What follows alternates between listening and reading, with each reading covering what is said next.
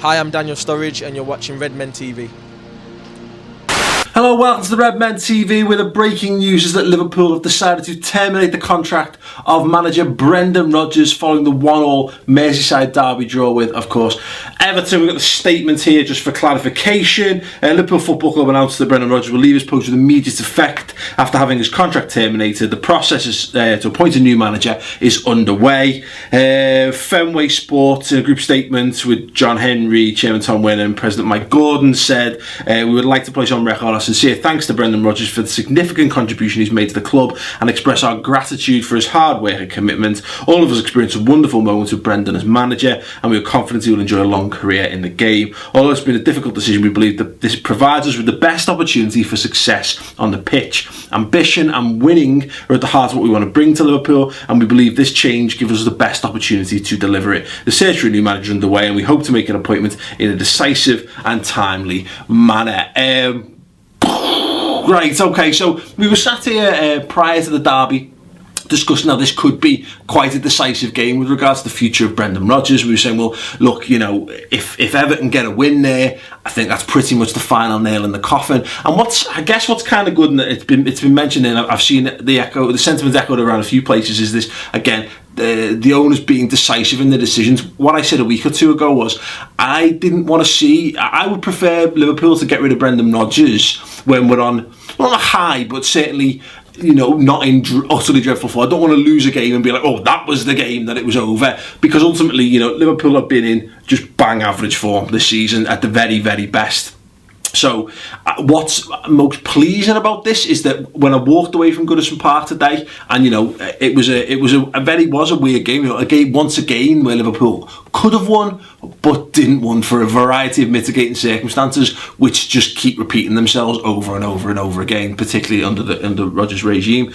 But what I thought was, oh well, it's another game where we're not going to have a clear-cut decision. It's another just bang average performance where there's plenty of reasons, stroke excuses, depending which way you are, on which side of the argument you fall. And you could make a case where, you know, another day Liverpool would do enough to win that game, or another day Liverpool do enough to get battered in that game. And I think, well, it's another draw. It's not like the end of Roy Hodgson's era when we were just dreadful, and you were almost glad that we were dreadful because it was so clear-cut. Liverpool is shit. The manager has to go, and that's been the hardest part, I think, as a Liverpool fan, for me personally, and I know a lot of the people I've spoken to, is that it hasn't been cut and dry. It's not like this is all dreadful, this is all rubbish, therefore he has to go. It's just been so meh for so long. Obviously we had the real low point of Stoke, which was dreadful, and the performance at Old Trafford, which is dreadful, but again it was just in and around that. You know, we had this run of 4 games where everyone was talking about it, going, right, this is the chance to change Liverpool's season, and instead of it being awful and therefore you go, well, that's it, well, he's had his chance, it's completely garbage, get him out. And it wasn't then all on the flip side of what we hoped it'd be, when he goes, right, great opportunity, turns it round, Liverpool are back fine, and we're back up toward the top end of the table. Again, it's just been meh. It's been nothing. It's been again absolutely bang average. And I guess the encouraging thing, from if you're looking to get the manager out and you're happy to see the manager out, it's great that FSG have gone, right, Sam, no, that'll do us. You know, we could stick it out a bit more. There are plenty of reasons why Liverpool might not have had a great start to the season. We have had a difficult start. We play all our hard away games, but actually the vast bulk of them are actually still to come. This next month, also coming up, is the real acid test of Liverpool. And you know, you could go one way or the other. You could have said, we'll leave Brendan Rodgers in charge and see how he does. But particularly given how rubbish Chelsea have been this season, massive opportunity for Liverpool to capitalise. And what I think the owners and what the fans needed to see from Rodgers in this last month was just enough signs to say, this is definitely going to get better. Not like this might get better, not this could get better if. No, this is getting better, and it's getting better on a weekly basis, and we can see that we're beating teams, we're getting wins under our belt, and then we know that we're winning games without being spectacular. The spectacular stuff will come. You know, you've got to be winning those games, and if we have any hope, and it's a very vague outside hope, sadly, of top 4. And more than that, particularly with regards to like the Europa League and stuff, you know, you've got to be going out there and you've got to be winning. You've got to be winning as many games as possible. It is possible because other teams are doing it, and Liverpool should be too. And that's the thing. This is a great opportunity for Liverpool to capitalise and sneak in, because Chelsea have just opened the door. for anyone who wants to take that. And, you know, other clubs look far more likely to take it than Liverpool.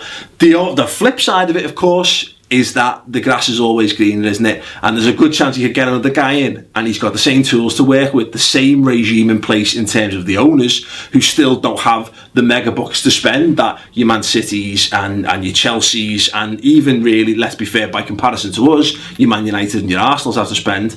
You know, maybe we get another guy in and find out that that's all Liverpool are, but at least we're going to find out. It's going to be interesting. It's going to be an exciting couple of weeks. The big decision for me, and I obviously want to know your thoughts on this in the comments below, is what do Liverpool do next?